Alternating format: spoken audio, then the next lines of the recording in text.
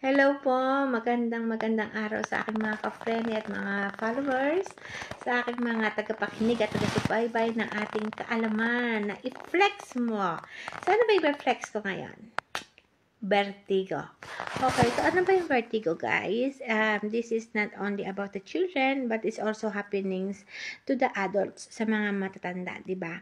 So, yung vertigo is yung pagkalula. Okay, pagkalula o yung pag-ikot ng paligid.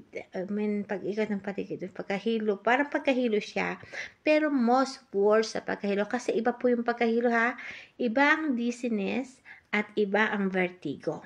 So, yung vertigo is the worst dizziness na kung saan umikot ka, nalula ka, natumba ka, di mo kayang tumayo.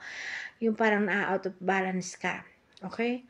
So, ano po ba yung sanhi ng vertigo? So, papaliwanag ko na ang ating katawan ay mayroong iba't ibang senses. So, meron tayong sense of sight, sense of hearing, sense of smell, sense of taste.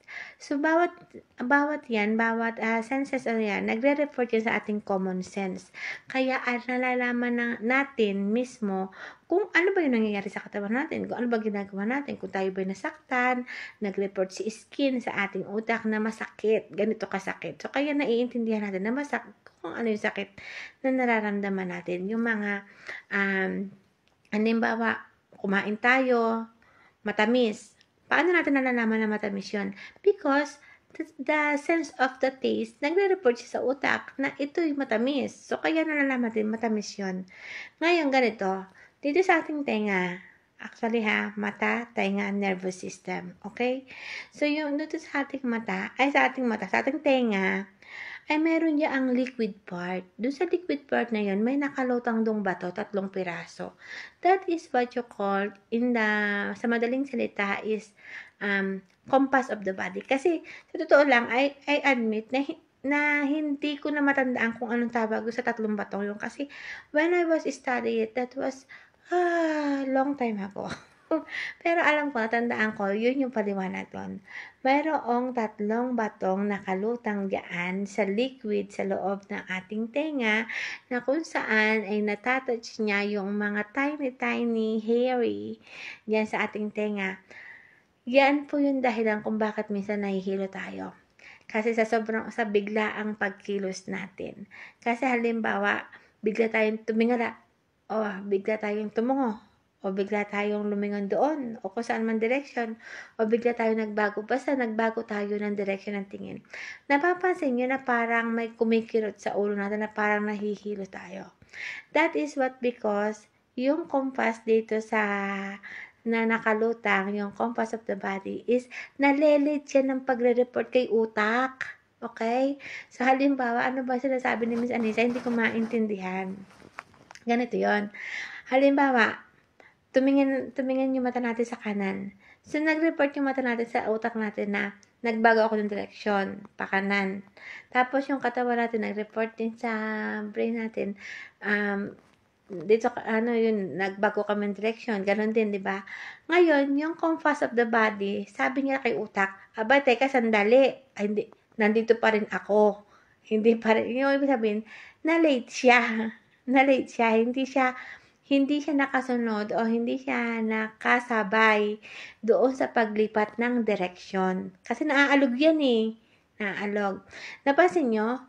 Iikot nyo ng iikot ang ulo nyo, hindi kayo mahihilo. Yun yung nagkokontrol ng pagkalula o pagkahilo natin. Napansin ninyo? Ialog-alog ninyo, i-shake-shake nyo ang ulo nyo. Mapapansin nyo ay nahihilo kayo or inaantok kayo. Diba? That is because of that thing. Meron tayong, ano ba yung mga sintomas? O ano ba yung mapapansin natin sa mga bata kapag meron silang vertigo? So basically, ganito din sa mga matatanda. Pero sa mga bata kasi, pag nakita natin o napansin natin na ganito yung mga nangyayari sa kanila o yung ginagawa nila, ay agapan na kagad natin o tanungin natin siya kung nararamdaman ba niya yung pag nakita natin siya yung malikot ang mata.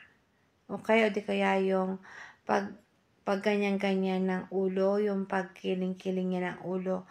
Kasi, they are trying to stop the dizziness para mapigilan nila yung pagkahilo nila. Tapos, yung pag kayo nagsusway-sway sila, na out of balance sila, kapag yung para silang mahuhulog. Ayan. So, tanongin nyo sila kung ano yung nararamdaman nila. Ngayon, kung ang bata naman, minsan like 1 year old, 2 year old, diba? Hindi natin masabi kung, basta pag nakakita nyo parang natumba siya o nahilo siya, so ipatignan nyo kaagad sa doktor kasi baka mamaya, sa sobrang kakulitan ng bata, naaalog yung tainga. Actually, that is, the infection sa tenga ay napaka red flag para magkaroon ka ng vertigo. That is one of the major reason is the problem in your ears, sa inyong tainga. Okay? So, ano ba yung, kung ito ba yung nadadiagnose? Ang vertigo ay hindi sakit talaga. This is not a main sickness or a main disease or pinakang sakit. Hindi po siya ganun. Ito po ay symptoms lamang ng ibang sakit. Okay? So, ano ba yun, Miss Anissa? Di ko maintindihan. Halimbawa po, tulad na nabanggit ko lang kanina, pag ang bata o kahit tayong adult ay meron tayong ear infection, hindi malabo na makaramdam tayo ng vertigo. Dahil nga po, ang nagkokontrol ng pagkahilo ay nasa loob ng ating tainga. Yung kaya tayo nahihilo, ito lang po inyong tandaan. Ang pagkahilo, hindi po yan dahil sa iba't ibang parte ng katawan.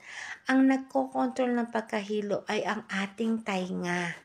Sa loob ng tainga, nandoon yung floating na compass ng ating katawan. Yun lamang po ang nagbibigay ng dizziness sa isang tao. Wala na pong iba. Kahit po bali-baliin nyo ang binti nyo hindi magbibigay ng pagkahilo sa inyong katawan. Kahit pa anong parte ng katawan ng kuting-tingin ninyo, hindi kayo mahihilo. Tainga lang po talaga. Okay? Sa tainga lang talaga siya. At mata at tainga, konektado po yan. Minsan ang ilong din kasi konektado din yan dito. Okay, so anything this part, including the nervous system, yan po yung nagiging sanhi. So, hindi po siya nadadiagnose kasi hindi nga po siya sakit. Okay? So, sa treatment naman po, meron tayong physical therapy para matingnan tenga pa rin ang titingnan diyan.